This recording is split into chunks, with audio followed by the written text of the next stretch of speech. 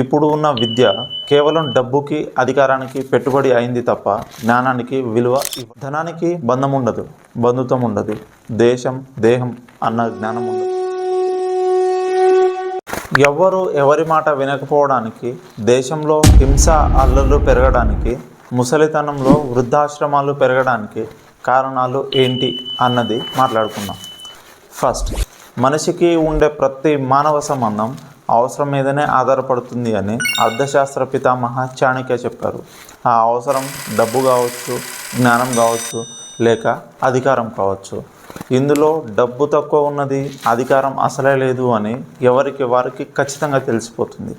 కానీ బుద్ధి తక్కువగా ఉన్నది అని ఎవరికి తెలియదు. కాబట్టే ఎక్కువగా డబ్బుకు అధికారానికి విలువ ఇస్తారు. దానికోసమే కొట్టుకొని చేస్తున్నారు. అధికారం ఉంటే డబ్బు సంపాదించవచ్చు, డబ్బు ఉంటే అధికారం సంపాదించవచ్చు. కానీ జ్ఞానం ఉంటే మాత్రమే ఈ రెండింటిని సంపాదించుకోవచ్చు, ఆరోగ్యాన్ని కాపాడుకోవచ్చు. ఇప్పుడు ఉన్న విద్య కేవలం డబ్బుకి అధికారానికి పెట్టుబడి అయింది తప్ప జ్ఞానానికి విలువ ఇవ్వట్లేదు. సెకండ్, ప్రతి మనిషికి మార్గం చూపించేది తను నమ్మే ధర్మం ఒకటి అయితే, రెండోది తనను ప్రభావితం చేసే మనుషులు. వాళ్ళే పెళ్లి కాని ప్రవాసులు, విడాకులు ఇచ్చిన ప్రభుదేవాలు. ఎంతమంది లేరు ధోని మీద అభిమానంతో తను చేయించుకునే ప్రతి హెయిర్ కట్ ధోనిని అనుసరించే చేయించేవాళ్ళు. అలానే మన భావాలు, అభిప్రాయాలు కూడా సినీ తారలు వేసుకునే డ్రెస్సులకి వాళ్ళ వ్యక్తిగత అభిప్రాయాలను అనుసరించి ఏర్పడుతున్నాయి. ఎందుకంటే మన మనసు అసలు రూపం చిన్నపిల్లలది కాబట్టి, పిల్లల స్వభావం ఎప్పుడూ నేర్చుకుంటూనే ఉంటుంది కాబట్టి, వాళ్ళు ఎక్కడ ఉన్నా కూడా ఏం చేసినా కూడా నేర్చుకునే భావనతోనే చూస్తారు, నేర్చుకుంటూనే ఉంటారు.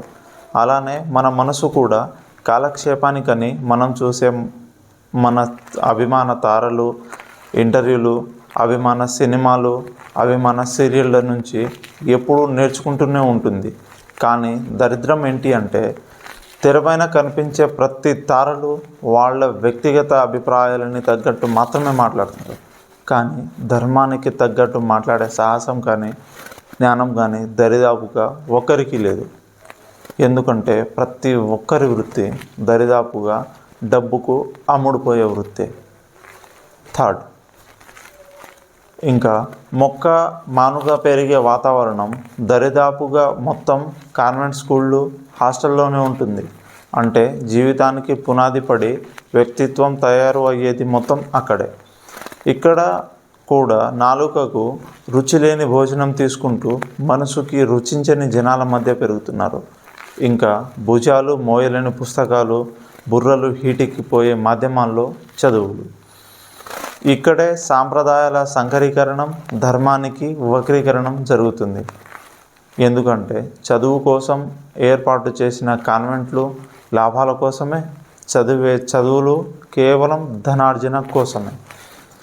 ధనానికి బంధం ఉండదు, బంధుత్వం ఉండదు, దేశం దేహం అన్న జ్ఞానం ఉండదు, చిన్న పెద్ద అన్న విచక్షణ అసలే ఉండదు. దానికి తెలిసిన విచక్షణ ఒకటే, కొనడం, అమ్ముడుపోవడం. అంతేకాని ప్రకృతి, సమాజం, కుటుంబం, ఆరోగ్యం, దేశం, బంధం, బంధుత్వం గురించి మనం చదివే చదువులు మాట్లాడదు కదా. మరి నేర్పబడని అంశాలపైన అవగాహన ఎలా వస్తుంది? ఎదిగే మొక్కకి యాసిడ్ పోసి పచ్చని ఆకులు చిగురించాలి అంటే చిగురించదు కదా. అలా చిగురించాలి అంటే దానికి ప్రేమానురాగాలు ఇవ్వాల్సిందే, ధర్మాన్ని నేర్పాల్సిందే. ఫోర్త్, అన్ని విషయాలపైన అర్థవాదపు అవగాహన ఉండడం అన్నిటికంటే ప్రమాదం.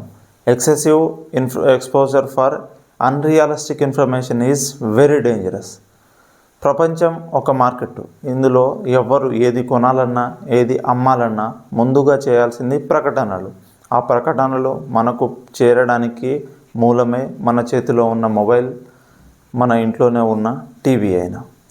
అది సినిమా రిలీజ్ అయ్యే ముందు ట్రైలర్ లాగా ఏ విషయాన్ని పూర్తిగా నేర్పదు.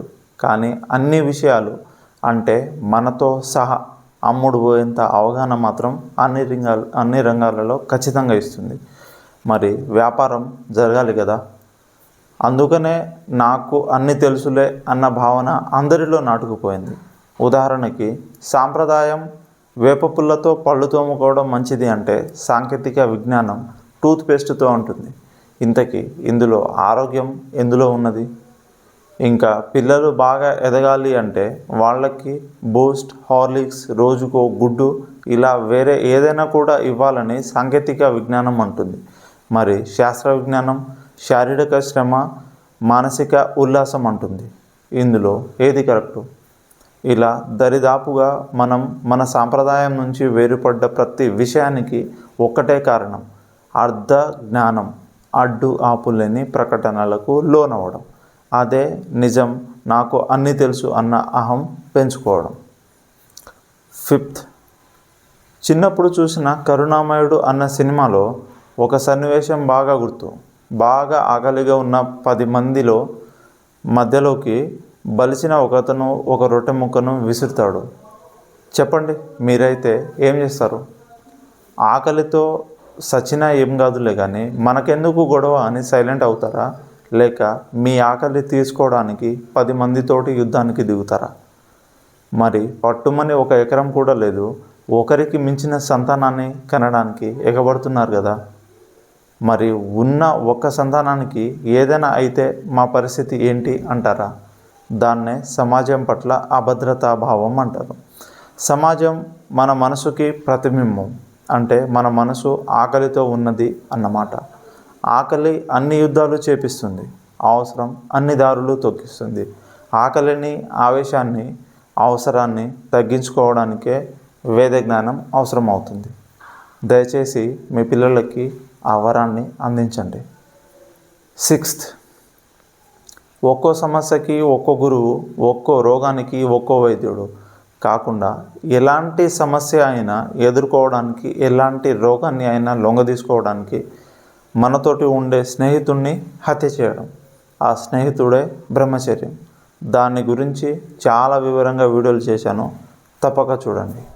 వీడియో నచ్చితే కామెంట్లో చెప్పండి.